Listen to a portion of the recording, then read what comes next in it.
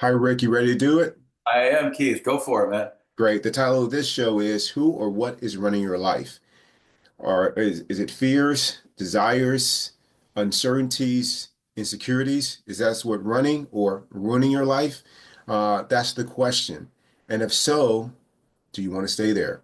What inspired this particular talk is I think about what used to run my life, and I give a lot of talks at Mayo Clinic, and in the talks I have a list of all the default settings that Keith 1.0, you know, how he moves through life, and those default settings include negative chatter, complaining about anything, judging, always right, perfectionism, and being completely identified with my thoughts. So that's what was running my life for the longest time. And I got to tell you, Rick, it was a ton of suffering. I have some friends right now that what's running their life is they are in a constant state of worry and what they worry about, most of which never happens. So, what do you think about this particular topic for our episode?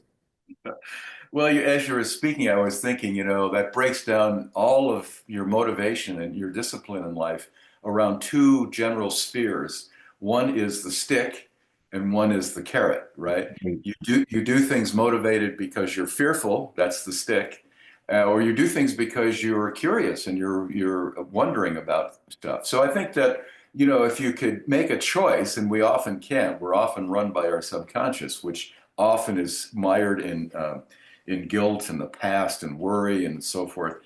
But if you could run your life based on just going for things that appeal to you, the curiosity side of you, I think that's a much healthier way to go. In my experience, the way I've learned the most is when I've been relaxed and open-hearted, open-minded, traveling on the road, just accepting whatever shows up and being curious about it. Why does that happen? Why do they do it this way? Oh, that's unusual.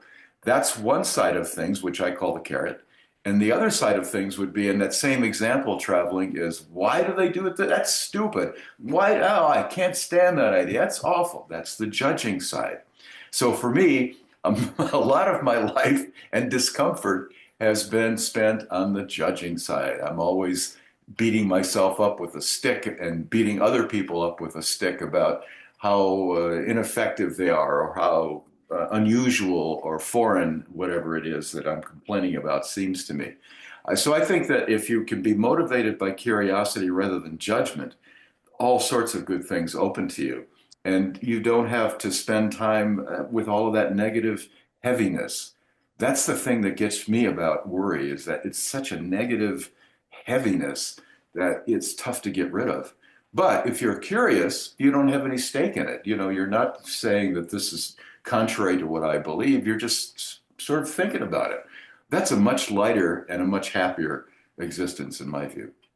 No, I'm right there with you, Rick. I mean, I have, like I mentioned, friends who are constantly in the grip of worrying, complaining, anxiety, all those things, guilt, fear, as you mentioned, living in the past.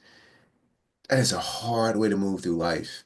And I think one of the things that keeps them in that space is they have a good reason for feeling that way.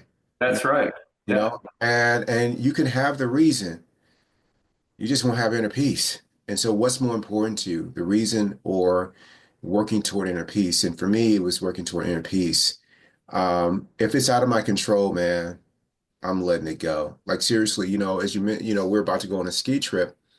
And when I told a few people that, I was going on a trip, they asked, man, it's a light snow season. Like, are you guys may not have snow? I'm like, whether we have snow or not, we're gonna have a blast, you know?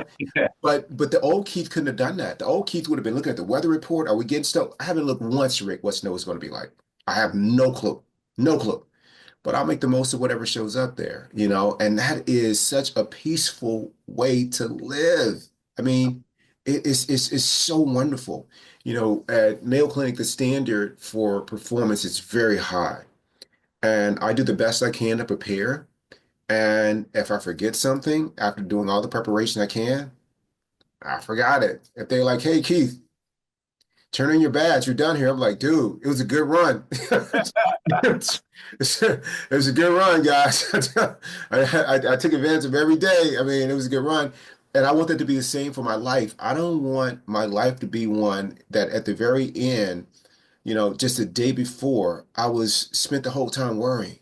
I spent the whole time carrying a grudge against, a significant other or friend or work or colleague. No, last day, like, dude, like, really, this is it? Oh my God. Like, whew, man, I'm glad I turned things around. It's like, I'm glad Key 2.0 had the last chapter in the book.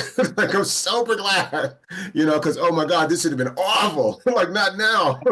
So, but hey, it was a good run, Rick. So that's all I got. What do you have, Rick, to close this out? Oh, baby, I tell you, you hit it right on the head. You know, you have a choice in life to deal with however you deal with your own personal hangups in a way that's productive, in a way that brings you inner peace. And first step always is monitoring. What is upsetting about me? Why can't I get through this? Why am I worrying so much? Where is this anxiety coming from?